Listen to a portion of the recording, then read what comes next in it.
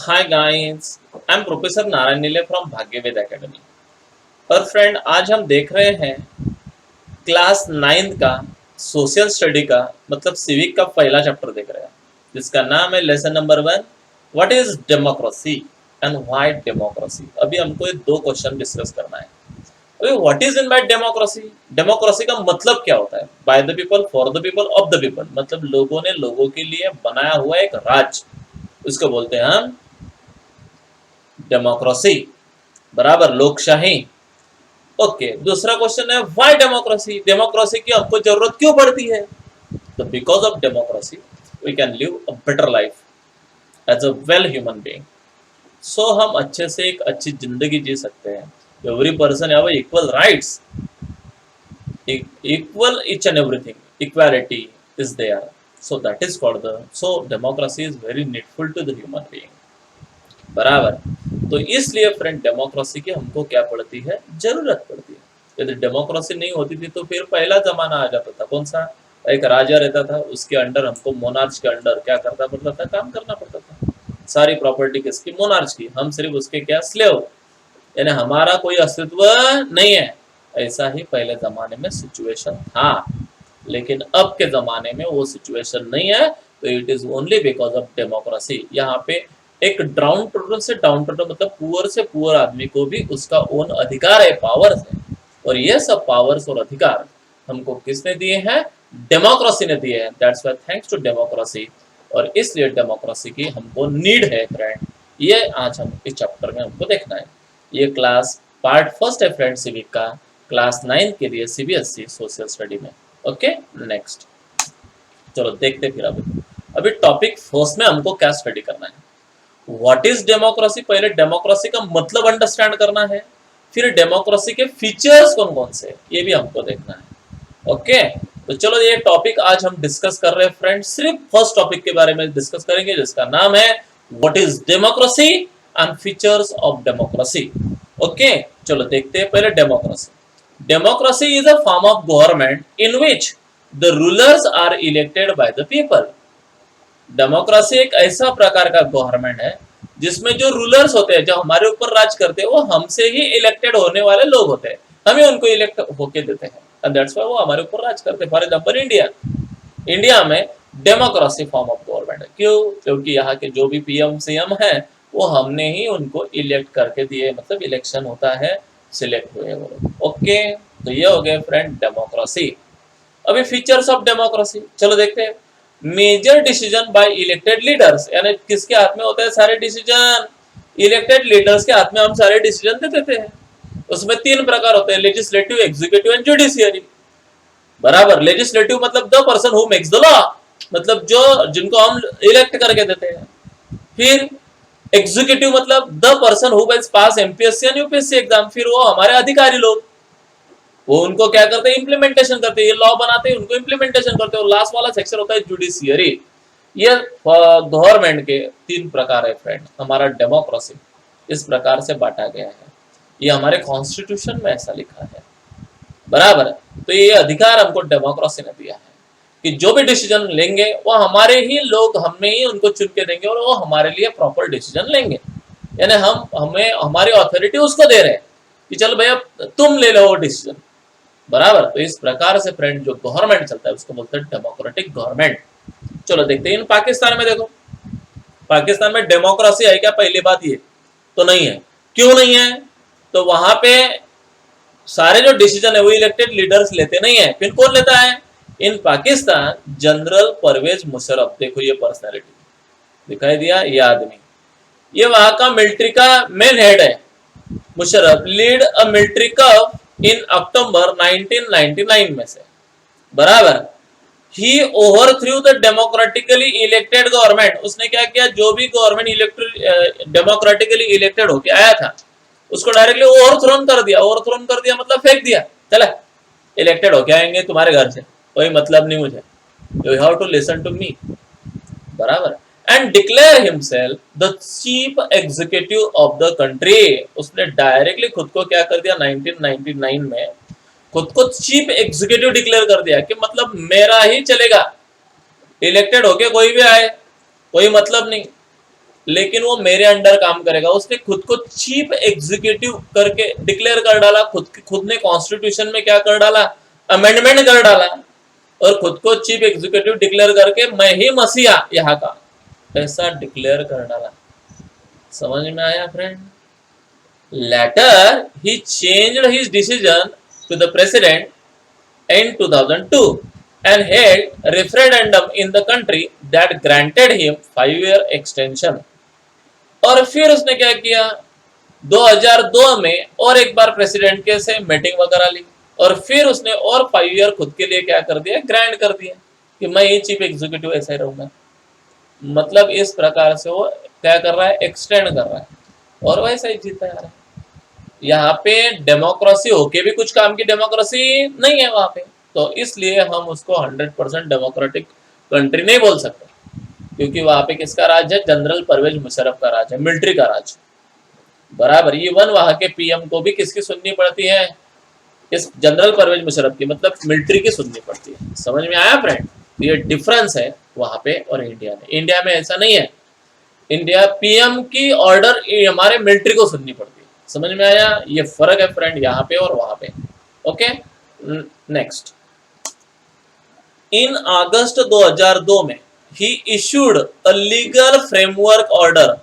2002 में तो मस्त उसने लीगल फ्रेमवर्क खुद की ऑर्डर निकाल डाली, that amendment in the constitution of Pakistan, Pakistan के कॉन्स्टिट्यूशन में अमेंडेड किया। What is amendment?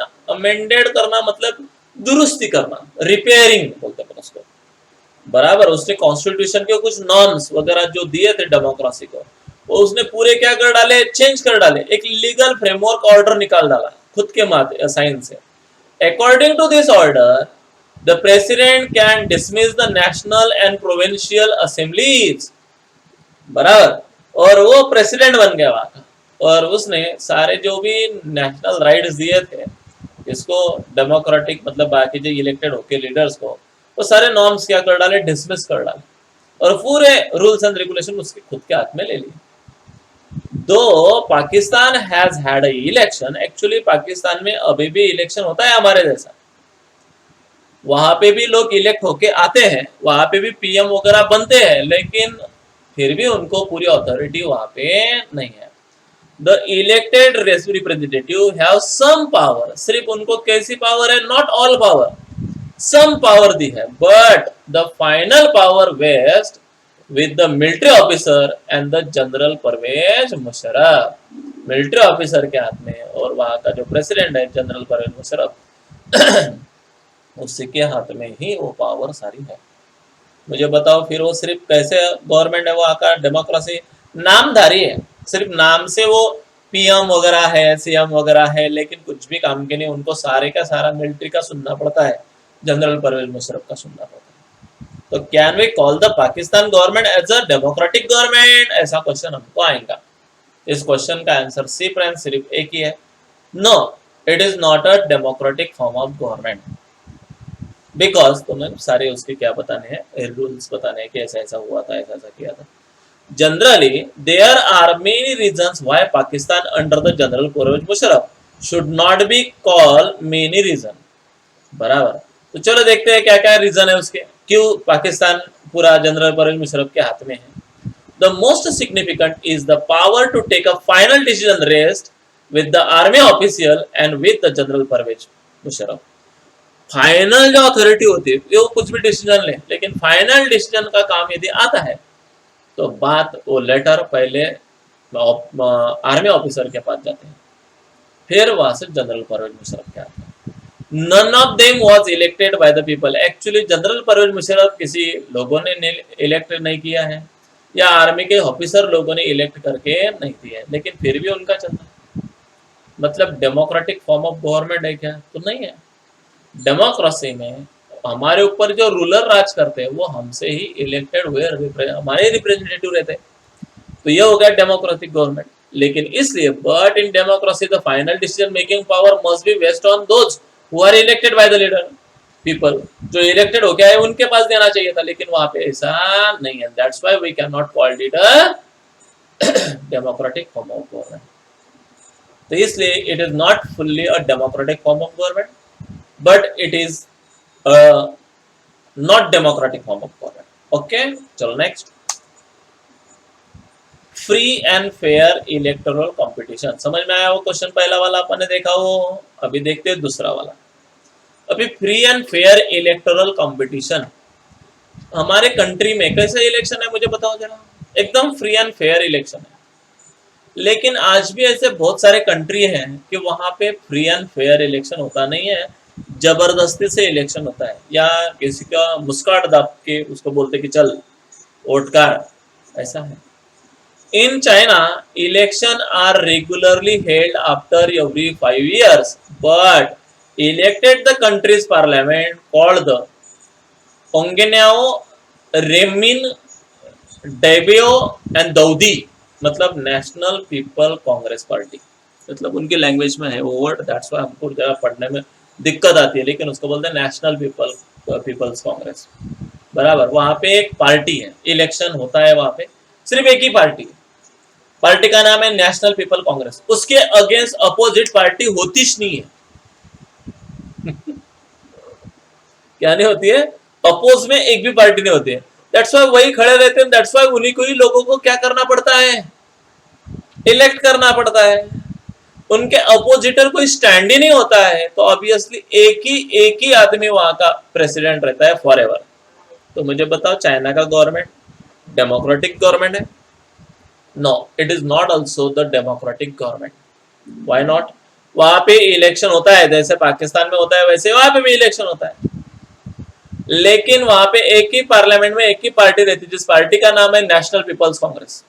The national people congress has the power to appoint the president of the country, और इसी पार्टी को पावर है, वही पार्टी प्रेसिडेंट चुनती है, और उन पार्टी का एक ही प्रेसिडेंट है, और वही प्रेसिडेंट होते रहता है फॉर एवर।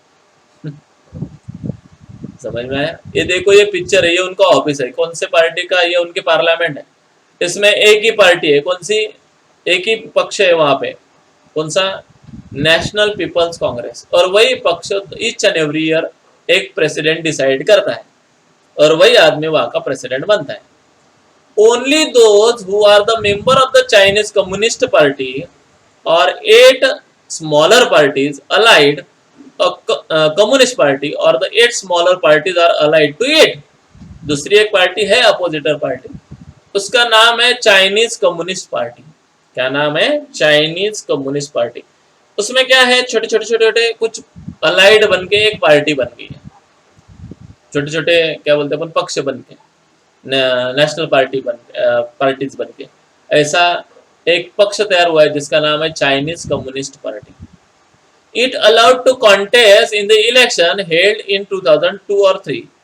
ये दूसरा पक्ष तो 2000 तक बिल्कुल भी नहीं था, लेकिन 2000-2003 में ये पक्ष तैयार हुआ है, ये नेशनल पार्टी तैयार हुई, नहीं तो तब तक भी नेशनल पार्टी वहां पे नहीं थी, एक ही पार्टी थी नेशनल पीपल्स कांग्रेस, उसको अपोजिटर पार्टी नहीं थी।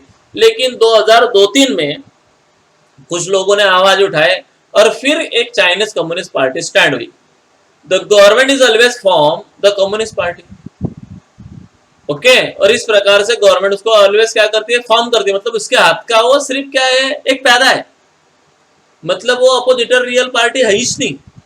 वो सुनते हैं किसका, जैसा वहां के प्रेसिडेंट ने बोला वैसा, मतलब इलेक्शन में वो खड़े रहते हैं, ईच एंड एवरी ईयर वो हारते हैं, सिर्फ एक ही पार्टी चुन के आती है जिसका नाम है national people's Congress.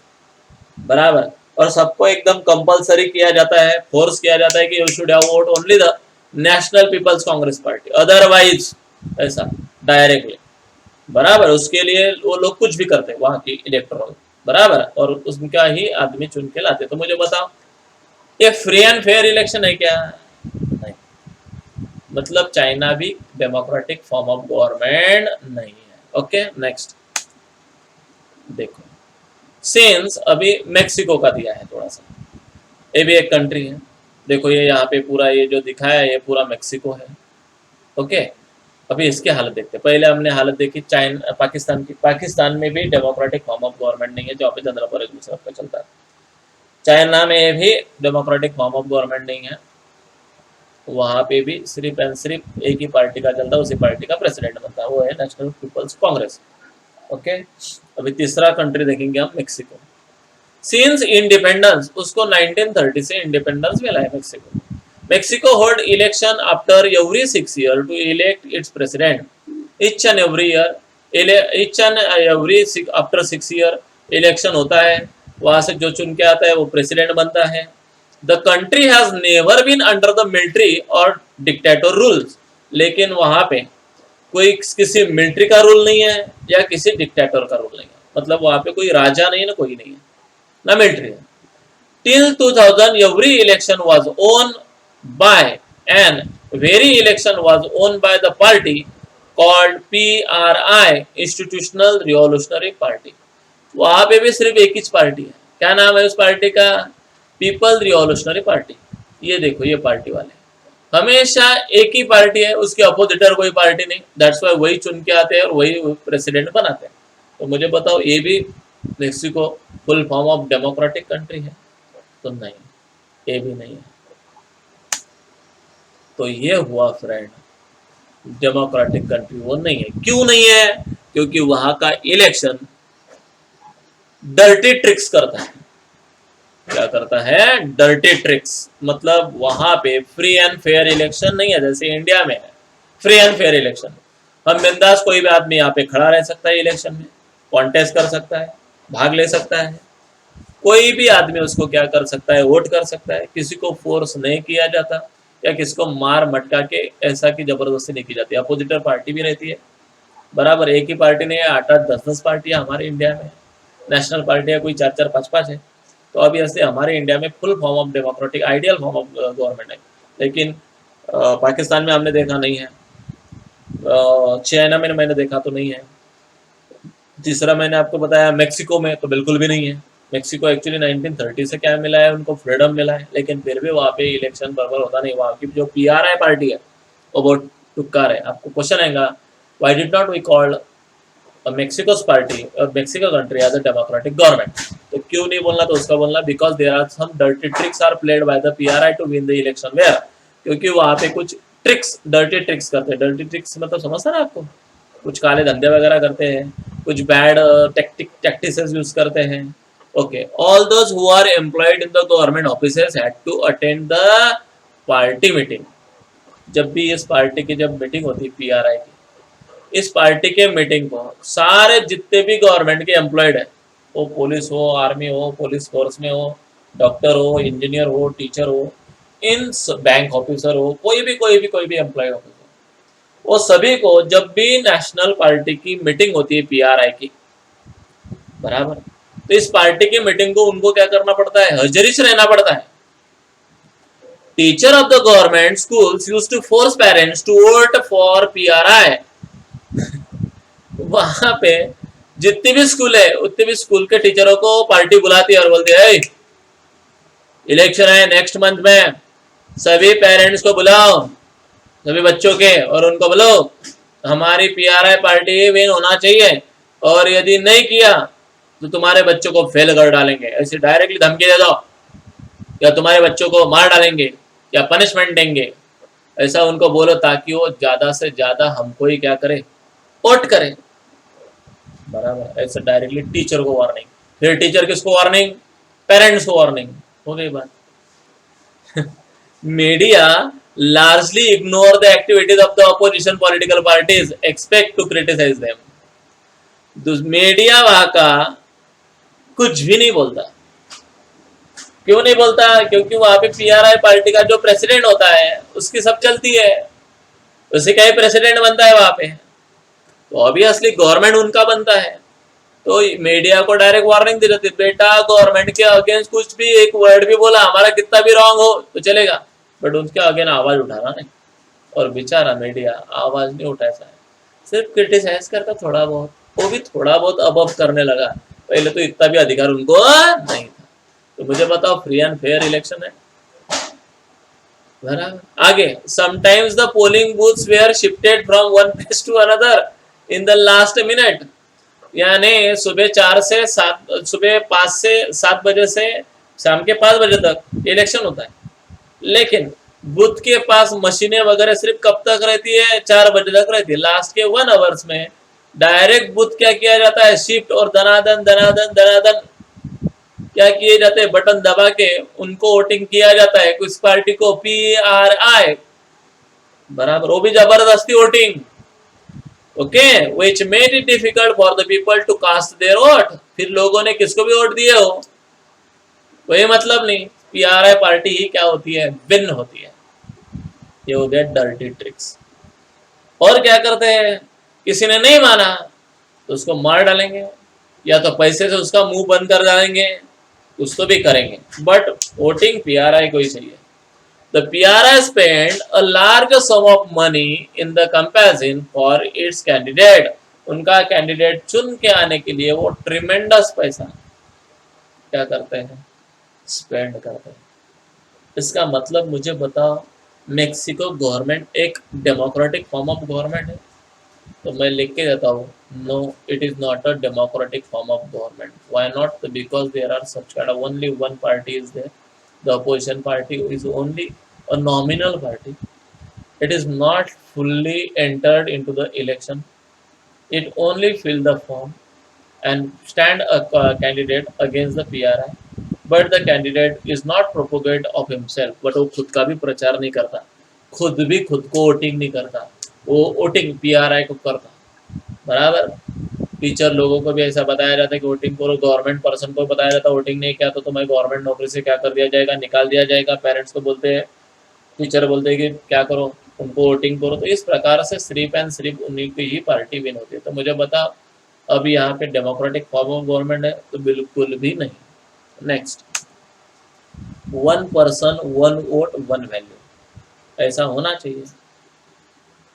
Many instances of denial of equal rights to vote in the world. आज भी वर्ल्ड में ऐसे बहुत सारे कंट्री हैं कि जहाँ पे one person one vote one value नहीं है। गरीबों के वोट को कोई वैल्यूएशन नहीं, रिच लोगों के वोट को वैल्यूएशन, या टैक्स भरने वाले लोगों को वैल्यूएशन, जो नेट टैक्स नहीं भरता है उनके लोगों को वैल्यूएशन, उनके वोट को वैल्यूएशन नहीं। ऐसा भी है। एक कंट्री में बताता आपको, Saudi Arabia. In Saudi Arabia women do not have a right to vote. आज भी सऊदी अरेबिया के वुमेन को क्या नहीं है, वोटिंग करने का कोई अधिकार नहीं है। कितनी बुरी बात है।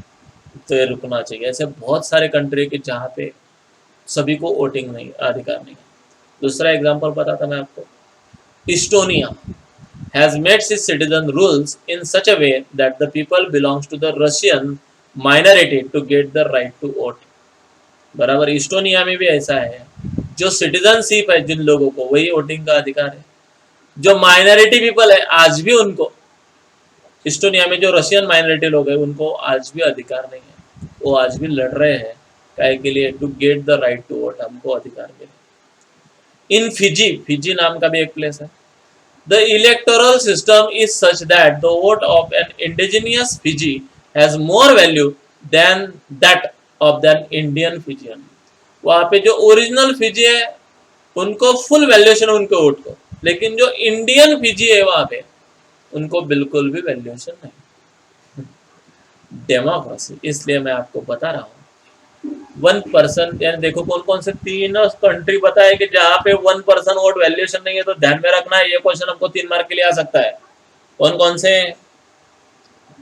सऊदी अरेबिया, इस्टोनिया और फिजी। यहाँ पे सिर्फ कुछ ही लोगों को वैल्यूएशन है। सऊदी अरेबिया तो सिर्फ वुमन को वैल्यूएशन है, इस्टोनिया में तो सिर्फ एंड सिर्फ उन्हीं के लोगों को वैल्यूएशन है जो सिटीजन है। जो रशियन माइनॉरिटी में लोग हैं उनको वैल्यूएशन नहीं है। फिजी में जो ओरिजिनल फिजी है उनको ही वोट, उनके वोट का वैल्यूएशन है, लेकिन जो इंडियन फिजी वहाँ पे आ गए हैं उनको वैल्यूएशन नहीं। सो डेमोक्रेसी किसको बोलेंगे? अभी देखो ये क्वेश्चन जो आएगा, one person one vote one value, explain for 3 marks. कौन कौन से कंट्री ऐसे नहीं है वहाँ पे? और एक क्वेश्चन मैंने आपको वही बोला आपको कि मैक्सिको डेमोक्रेटिक कंट्री है क्या? तो आप बोलेंगे नहीं। तो क्यों नहीं? तो उसके पूरे डर्टी ट्रिक्स क्या करते हैं वहाँ के लोग, आपको बताना है। चाइना डेमोक्रेटिक कंट्री है क्या? तो नहीं, उसका रीजन वहाँ पे बताना है। पाकिस्तान डेमोक्रेटिक कंट्री है क्या? नहीं। तो ये 5-5 मार्क के क्वेश्चन हमको आने वाले, ताकि वहाँ पे इस प्रकार का होता है इलेक्शन, इसलिए वहाँ पे डेमोक्रेटिक गवर्नमेंट नहीं है। Democracy is based on fundamental principle of political equality. Democracy में इक्वालिटी होती है, पहला आता है उनका प्रिंसिपल है कि इक्वालिटी हो। हमारे इंडिया में इक्वालिटी है फ्रेंड, बराबर। In democracy each adult citizen must have one vote and each vote must have one value. Democracy में हर एक आदमी के वोट को सेम वैल्यूएशन है, उसको वैसा ही ट्रीट किया जाता है जैसा बाकी को, चाहे वो रंग हो या रईस, राजा भोज हो या गंगू तेली। समझ में आया? नेक्स्ट, अभी rule of law and respect of law. हमारा जो कंट्री है फ्रेंड इंडिया, वो रूल बनाता है और सभी लोग रूल को फॉलो करते हैं और रिस्पेक्ट करते हैं। ऐसा जहाँ पे होता है वहां पे क्या कहा जाता है? डेमोक्रेटिक कंट्री कहा जाता है। जिम्बाब्वे का एग्जांपल लेंगे अपन। Attained independence from white minority, rule in 1980। Zimbabwe में भी पहले कोलंस लोगों का अधिकार था, राज्य था, लेकिन बाद में वो व्हाइट लोग वहां से चले गए 1980 में और उनको फ्रीडम मिला। Since then the country has been ruled by झानो पीएफ। तो फिर उसके बाद में झानो पीएफ नाम की एक पार्टी वहां पे क्या करने लगी? रूल करने लगी। कहाँ पे? जिम्बाब्वे में। The party that lead the freedom struggle, ये पार्टी झानो पी किसकी पार्टी है? जिस पार्टी ने फ्रीडम मिलाने के लिए स्ट्रगल किया, आज वही पार्टी वहां पे रूल कर रही है। जैसे हमारे इंडिया का एग्जांपल देता मैं आपको। हमारा इंडिया में नेशनल कांग्रेस पार्टी थी पहले, और वही पार्टी के मेंबर्स लोगों ने फ्रीडम के लिए ट्रिमेंडस क्या किए हैं? एफर्ट्स किए थे, और फिर इसलिए वही पार्टी आगे जाके हमारे इंडिया के ऊपर क्या करने लगी? रूलिंग करने लगी। समझ में आया? ऐसा ही सेम रूलिंग जिम्बाब्वे में, ये देखो ये जिम्बाब्वे फ्रेंड, यहाँ पे दिखाई दिया, ये जिम्बाब्वे। जिम्बाब्वे में एक ही पार्टी है और वहां पे पहले व्हाइट लोगों का राज्य था, लेकिन वो लोग बाद में चले गए 1980 में। उसके बाद में उन लोगों को फ्रीडम मिला और वहां पे झानुपी नाम की पीएफ नाम की पार्टी काम करने लगी। The party that led freedom struggle, जो पार्टी ने फ्रीडम स्ट्रगल में बहुत ट्रिमेंडस एफर्ट्स किए थे, वही पार्टी। इट्स लीडर, उसका जो लीडर्स है Robert Mugabe, has ruling the party since independence. और तब से, जब से इंडिपेंडेंस मिला है, वही पार्टी का लीडर कौन है? रॉबर्ट मुगाबे है, और वही रूलिंग करता है उसमें। ओके, तो वो डेमोक्रेटिक फॉर्म ऑफ गवर्नमेंट है?